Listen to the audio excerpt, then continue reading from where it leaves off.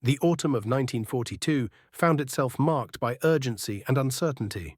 At Station 105, nestled within Chelveston Airfield in England, the work continued without pause. Colonel Malcolm Cummings stood bent over the operating table, his surgical hands moving with practiced precision. Another wounded navigator lay before him, chest cavity opened to reveal the brutal damage of modern warfare. German flak fragments, razor-sharp pieces of twisted metal, had torn through leather jackets as though they were tissue paper, embedding themselves deep within flesh and vital organs. His mind recorded the patterns. The trajectory of each fragment told a story. Low velocity. That was the key detail. These weren't high-speed bullets from fighter aircraft. The wound characteristics made that perfectly clear. The fragments had already surrendered much of their energy before striking the bomber's fuselage. They'd traveled far from the anti-aircraft explosion that had scattered them across the sky. Outside the surgical tent, another B-17 touched down on the runway. Its engines coughed and stuttered after the long crossing back over the English Channel, returning from a daylight raid deep into the German heartland. More ambulances appeared in the distance, their sirens wailing across the airfield. The pattern repeated itself with grim regularity. Cummings had seen it dozens of times in recent weeks. The mathematics were becoming impossible to ignore. Nearly 7 out of every 10 casualties flowing through his field hospital bore identical wound characteristics. The culprit wasn't fighter machine guns or cannon fire. It was flak. Those tumbling fragments from anti-aircraft shells detonating around the bombers at 20,000 feet.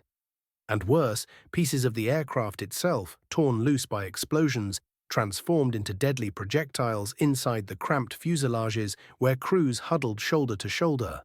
This young navigator would likely survive, others wouldn't. The mathematics were inexorable. As Cummings stepped back from the operating table, something shifted in his thinking. These wounds didn't have to happen. The technology to prevent them already existed. It had existed for centuries, actually. Someone simply needed to ask the correct question in the correct place.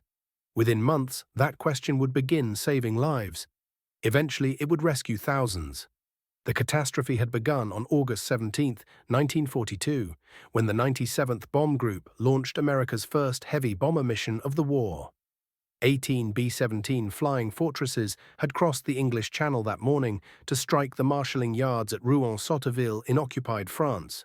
Major Paul Tibbets commanded 12 bombers against the primary target, while 6 others flew a diversion. All aircraft returned safely. The relatively mild resistance near the French coast proved deceptive.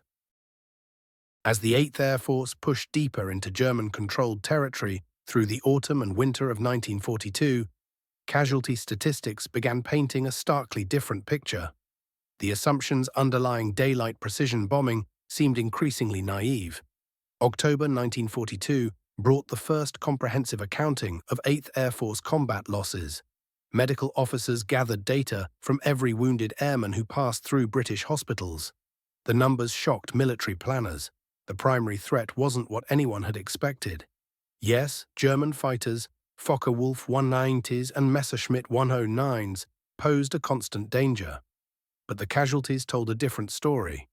Approximately 70% of all bomber crew injuries resulted from something else entirely. Low-velocity projectiles. Not bullets from fighter aircraft, but fragments from exploding anti-aircraft shells and pieces of bombers torn loose by flak bursts. The German flak environment exceeded anything American air planners had anticipated. Flugabwehrkanone, flak guns, had been developed and refined through years of combat. By late 1942, the Luftwaffe had positioned thousands of these weapons around strategic targets. The standard 88mm flak gun could launch shells beyond 30,000 feet. Each shell carried a time delay fuse that detonated at a predetermined altitude, fragmenting the shell casing into hundreds of razor-sharp pieces, traveling at lethal speeds. Cummings grasped the implications immediately. The October analysis revealed something stark. Torso wounds comprised the majority of fatalities. Chest wounds accounted for 36% of deaths among unarmored crews. Abdominal wounds added another 39%. Combined, wounds to the body core represented 75% of all deaths. The mathematics were brutal and straightforward. Protect the torso and you reduce fatalities. Yet the solution remained elusive. The United States Army Air Forces possessed no body armor program in 1942. The very concept had fallen from military favor during the First World War, when steel vest experiments proved prohibitively heavy for infantry soldiers who required mobility. Aviation presented entirely different conditions. Bomber crews already carried oxygen equipment, parachutes, and heavy flying suits. They operated in confined spaces where staying alive mattered far more than moving freely. Most crucially, they faced a specific threat: slower-moving fragments rather than high-velocity bullets.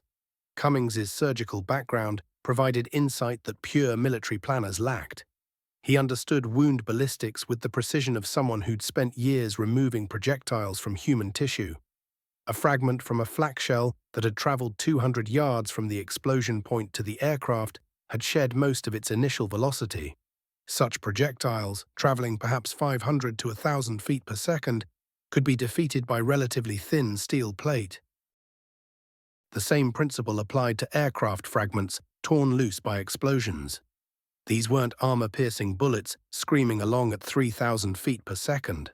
These were tumbling pieces of metal that had already expended much of their kinetic energy. In October 1942, Cummings submitted his proposal to 8th Air Force Headquarters. He requested authorization to develop personal armor for bomber crews. The proposal cited the casualty analysis and included preliminary sketches of a vest incorporating overlapping steel plates sewn into fabric.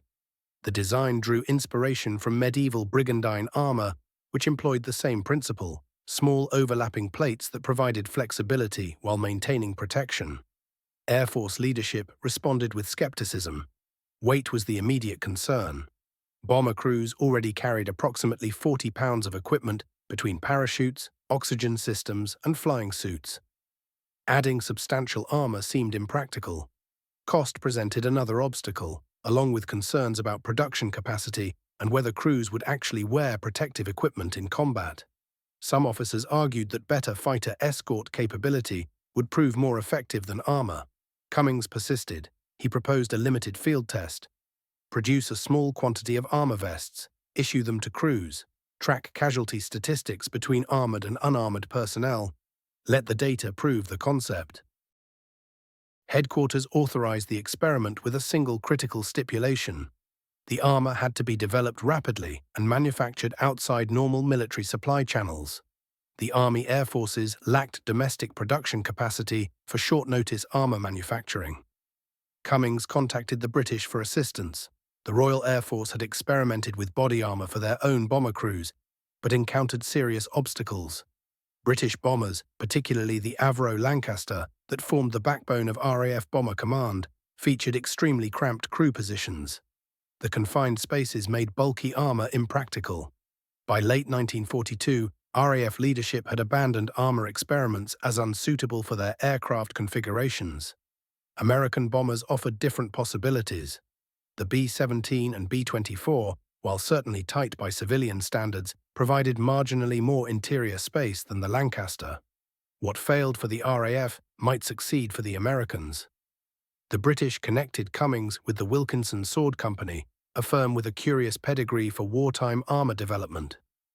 Founded in 1772, Wilkinson had built its reputation manufacturing swords, bayonets, and later razors. Yet the company maintained deep expertise in metallurgy and possessed a long history with armor work, dating to the Victorian era when they'd produced bulletproof vests for British officers serving in colonial conflicts. During the First World War, Wilkinson had manufactured body armor for officers, though weight made it unpopular.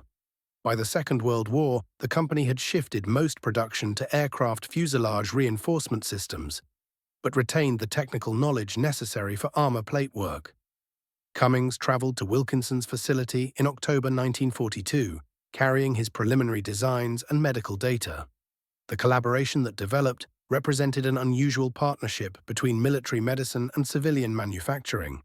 Cummings brought his understanding of wound ballistics and human anatomy. Wilkinson contributed expertise in metalworking and production engineering. Together they refined the design through multiple iterations, each balancing protection, weight, and flexibility. The final design consisted of 3 separate pieces. The main vest covered the torso front and back. A separate apron protected the lower abdomen and groin. An additional piece could be configured to shield specific crew positions, like the bull turret gunner, who faced unique threat angles.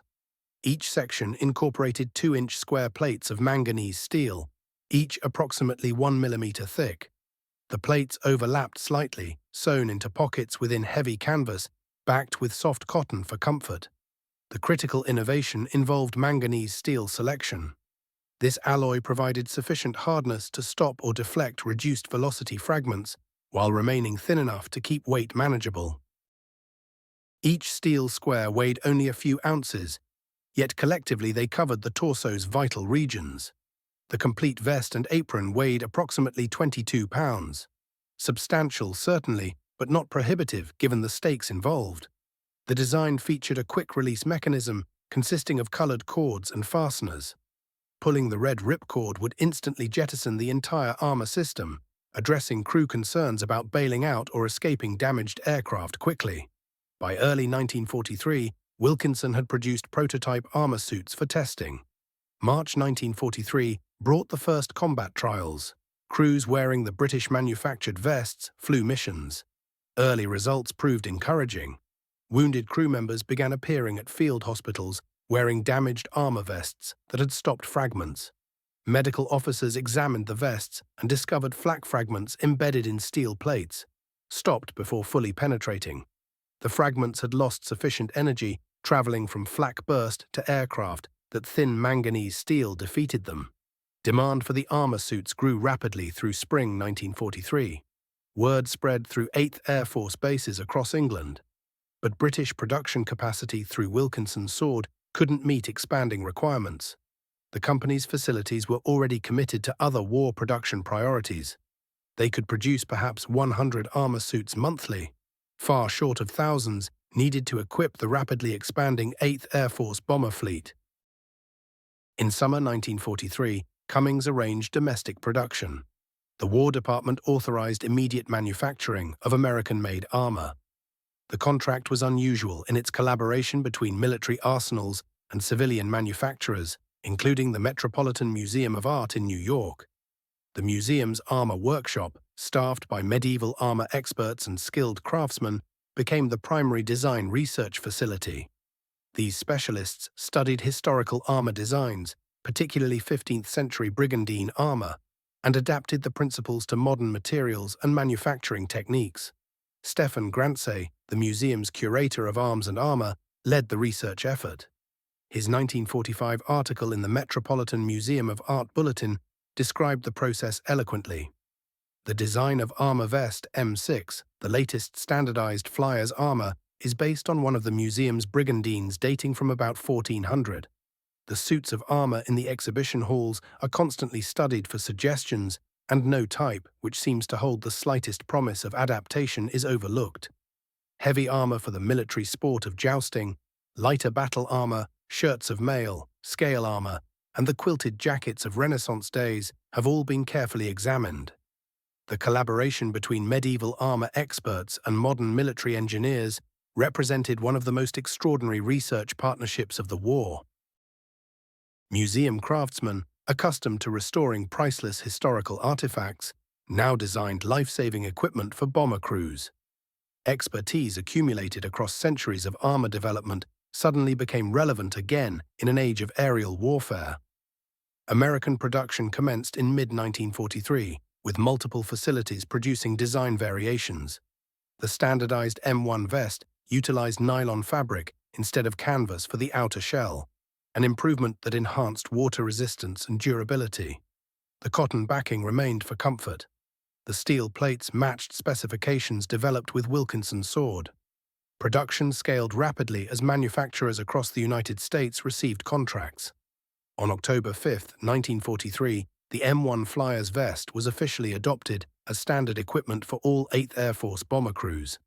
The authorization specified that every combat crew member would receive armor appropriate to their aircraft position. The decision represented a massive logistical undertaking. The 8th Air Force was rapidly expanding through autumn 1943.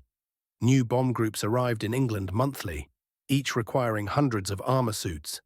The M1 vest weighed 17 pounds and 6 ounces, lighter than the British Wilkinson model thanks to improvements in plate arrangement and fabric selection. The men who piloted these heavy bombers and served as co-pilots sat in specially armored seats with protection underneath, so they received a different version of the vest with reduced coverage at the back.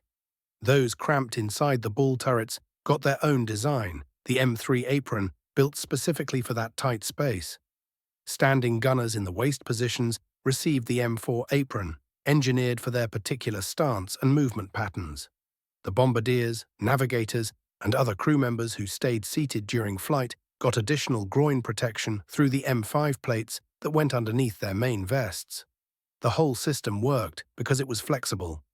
Crews could mix and match pieces based on where they faced the greatest danger. What surprised everyone was how quickly objections disappeared. Once airmen experienced combat wearing this protection, the skepticism just evaporated. By the start of 1944, the program kept expanding. The Army introduced the M3 helmet, designed from the ground up for bomber crews. This wasn't just a modified infantry helmet. It used overlapping strips of manganese steel layered over a leather flying helmet base, giving it far better protection against shrapnel than anything soldiers wore on the ground.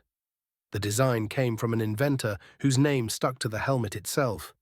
Those 5 overlapping steel strips could actually stop fragments that would punch right through regular helmets. Medical officers with the 8th Air Force decided to run the numbers and find out if all this protection actually mattered. They went through the records carefully, examining over 1,100 combat casualties from heavy bombardment groups. The difference was stark. When crews flew without armor, chest wounds killed 36% of the men hit. Abdominal wounds were even deadlier at 39% fatality. Once the same crews started wearing armor, those numbers dropped dramatically. Chest fatalities fell to just 8%. Belly wounds dropped to 7%. That meant a 77% reduction in deaths from chest wounds and an 82% drop in deaths from belly wounds.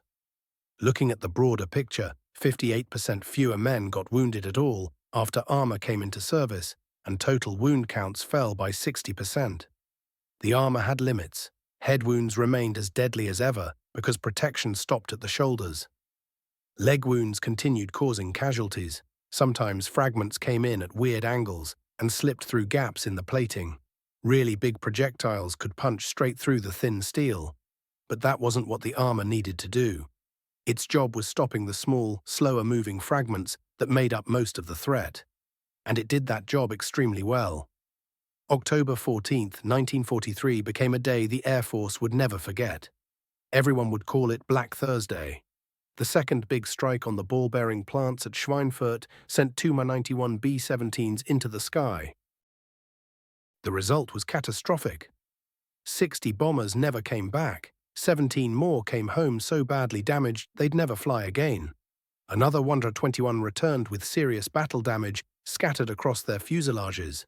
Losing more than 1 out of every 5 bombers you sent up represented devastation. Medical personnel checking on returning crews saw something that might have been even more meaningful.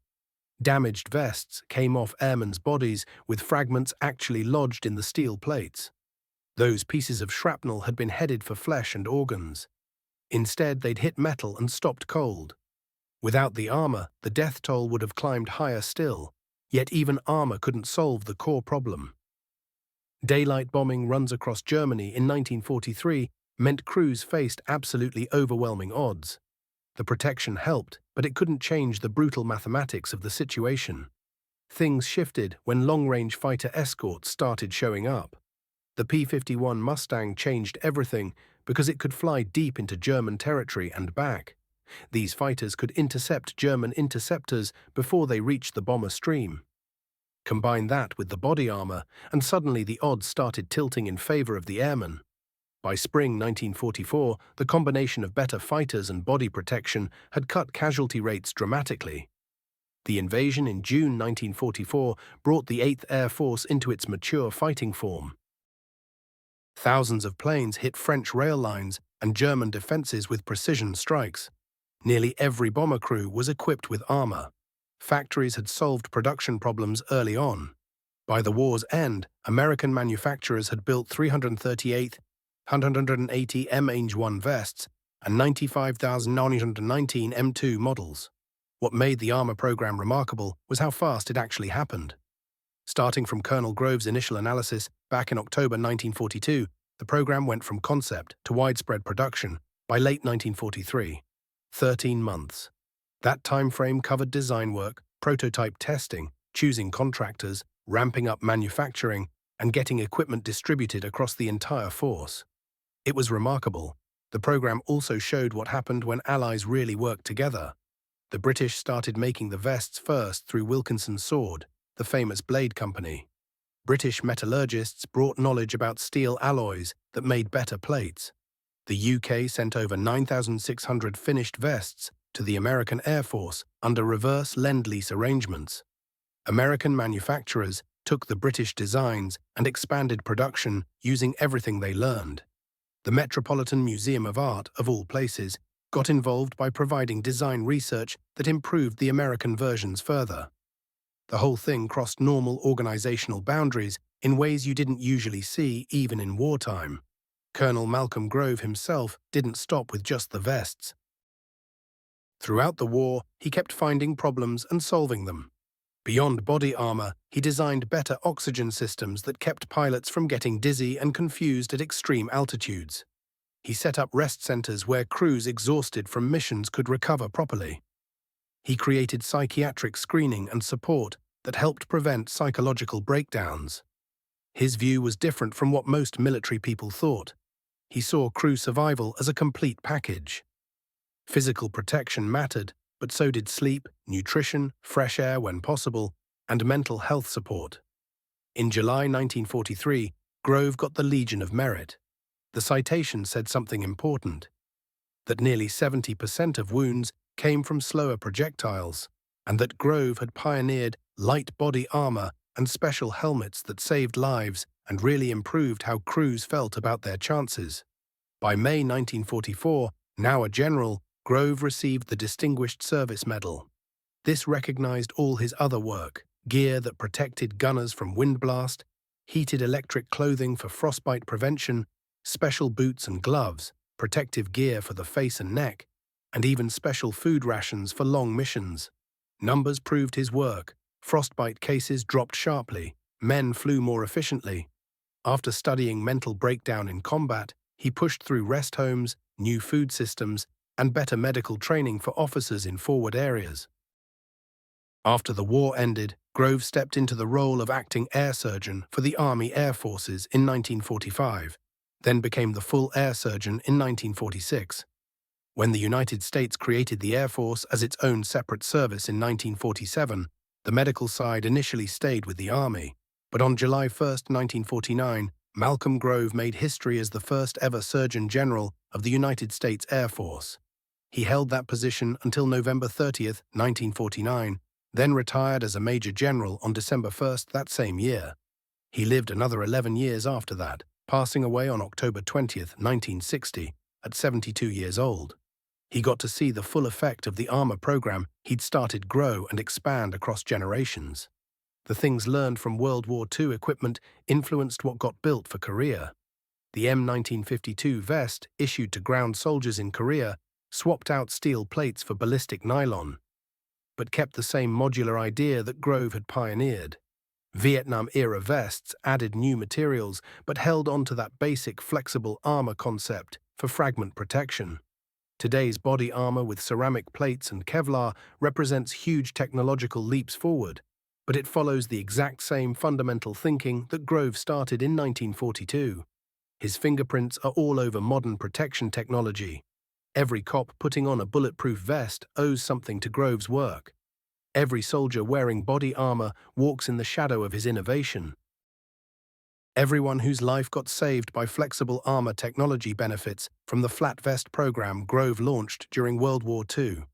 Modern armor has gone light years beyond the M1 Flyer's vest in terms of what materials can do, but the basic idea stays identical. Ceramic plates and Kevlar do more than manganese steel squares sewn into canvas. yet they serve exactly the same purpose, stopping fragments and projectiles that otherwise would kill. The actual story of this development doesn't read like combat memoirs. There's no desperate last stand, no impossible victory against overwhelming odds. Instead, you get a different kind of story. A surgical officer noticed patterns in the wounds he treated. He recognized those patterns pointed to something that history had already solved. He teamed up with unlikely partners to build and test his answer. He pushed for adoption when others doubted. He won because evidence couldn't be argued with, and the need was too obvious to ignore. The whole program showed something important about what technology can achieve. In the deadliest environment imaginable, careful thinking and problem-solving could still save lives. Protection doesn't mean making someone completely invulnerable. It means defending against the threats that happen most often, bringing casualties down to manageable numbers. The M1 vests couldn't stop everything coming at them. They didn't need to. They just needed to stop most fragments most of the time, and that's precisely what they accomplished. The bomber offensive destroyed German industry and military capability. It also destroyed hundreds of thousands of lives. The 8th and 15th Air Forces together lost over 27,000 men killed in action, with another 9,000 wounded. British Bomber Command lost more than 55,000 men killed, roughly 18,000 wounded. When you look at numbers that enormous, even one life-saving measure matters tremendously. Body armor represented one of the single most effective ways to keep airmen alive throughout the entire air campaign, with measured casualty reductions of 60% overall and more than 77% for fatal chest wounds. The crews flying those bombing runs over Germany in 1944 had dramatically better chances of coming home alive than airmen flying identical missions just 2 years earlier. Better fighter cover helped, improved tactics helped, but armor helped more than most people understand because it directly addressed what killed crews most often. Thousands of those men walked off their planes after completing their tours and went home to their families precisely because one doctor refused to accept that their wounds were inevitable. He showed up for work convinced those injuries could be prevented, then spent years proving he was right. Today, the Malcolm Grove Medical Center at Andrews Air Force Base carries his name. It stands as a reminder that future generations of Air Force medical officers will know about the surgeon who basically invented modern body armor. His contributions didn't stop there either. Blast protection for turret gunners, electrical heating systems that cut frostbite dramatically, better oxygen delivery at altitude, mental health programs, places where crews could genuinely rest between missions. Every single one came from spotting a specific problem in medical data and designing a specific fix. The Metropolitan Museum created exhibits years later showing how this all connected back to medieval history. They put 15th century brigandine armor right next to an M1 flyer's vest, showing how the ancient concept of small overlapping plates had been born again through modern materials. Museum people pointed out that soldiers have always needed protection, and new answers sometimes come from dusting off old answers and updating them. Wilkinson Sword, the company that made fine blades for centuries, went back to making razors and garden tools after the war. But the company remembered. Company histories published later gave considerable attention to their wartime work with Colonel Grove on equipment that protected American pilots and saved thousands of lives. The whole development tells you something about where innovation actually comes from. It doesn't always show up from where you'd expect. A medical surgeon, not someone working in procurement, identified the problem and proposed a fix. A sword manufacturer, not an armor company, provided the first production. A fine arts museum, not a defense laboratory, gave critical design help. The program worked because it pulled knowledge and capacity from everywhere. The program also depended on actually using data. Grove's original case rested on real medical statistics. Testing gave clear proof that it worked.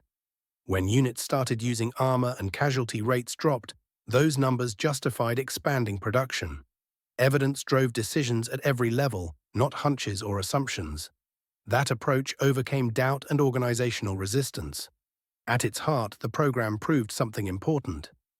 In an environment about as lethal as warfare gets, protective technology could still save lives. Back in 1942, The accepted wisdom said bombing runs over Germany just had to be bloody. High casualties seemed inevitable, part of the cost of strategic bombing. Grove disagreed. He believed better protection could bring casualties down, even if they couldn't disappear entirely. Medical evidence and engineering skill backed up his belief. He turned out to be right. The armor program stands as one of World War II's most successful rapid innovations. From problem identification in October 1942 through full implementation by late 1943 represents an unusually fast timeline for any program needing equipment design, testing, contract negotiation, manufacturing expansion, and distribution. Success came from recognizing the urgent need, engineering a practical solution, getting military and civilian groups to work together, and having Air Force leaders who understood that protecting crews kept the bombing campaign going. Grove's work in military medicine shows what happens when you combine careful observation with evidence-based thinking. He watched casualty patterns, found something preventable, built a practical answer, proved through testing that it worked, and kept pushing until it became standard issue. His work set up principles still protecting soldiers and police officers today.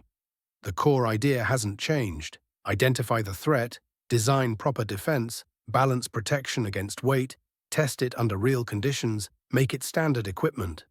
The math of aerial warfare shifted fundamentally once armor entered the picture. Before armor arrived, roughly 36% of men hit in the chest by fragments died. Once armor became standard, that death rate fell to 8%. That improvement altered everything about how bomber crews thought and acted, how commanders planned missions, and ultimately how the air campaign played out. The story carries lessons worth remembering. Innovation frequently comes from surprising directions. Bureaucratic systems can move fast when the stakes are clear. Working across normal boundaries produces better answers than working alone. Basing decisions on data rather than assumption gets better results. Most fundamentally, individuals genuinely can make differences that echo through time. One surgeon working with a blade manufacturer and a museum created an answer that protected thousands and changed how militaries think about safeguarding their people. Through that journey from idea to reality, they didn't just save individual lives.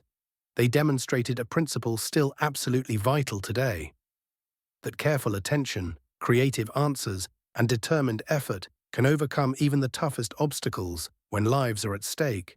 That enduring lesson from Colonel Malcolm Grove's armor program reminds us what one determined individual can accomplish when armed with evidence, hard work, and total commitment to protecting those who serve.